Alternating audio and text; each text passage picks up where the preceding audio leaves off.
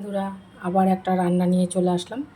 কড়াইতে তেল দিয়েছি, তেল গরম হয়ে গেছে, দিয়ে দেবো কটা কালো জিরে, একদম একটা নতুন রান্না। এরপর দিয়ে দেবো পেঁয়াজ কুচি।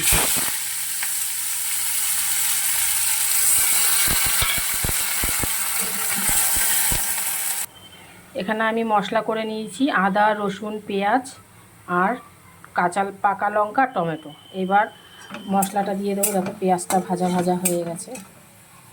এবার মশলাটা দিয়ে দিই।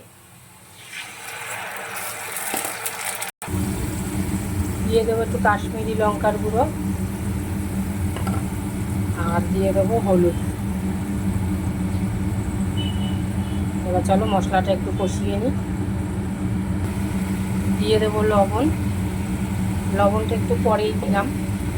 চলো আবার একটু মশলাটা নেড়ে নিই। দেখো মশলা কষানো হয়ে গেছে, তেলও ছেড়ে দিয়েছে মশলার গা থেকে। এবার দিয়ে দেবো জল। মশলার জলটাই দিলাম। ঝোলটা ফুটে গেছে, এবার একে একে ডিমগুলো দিয়ে দেবো। দিয়ে দেবো গরম মশলা। এইবার দিয়ে দেবো ভেজে রাখা বেগুনগুলো।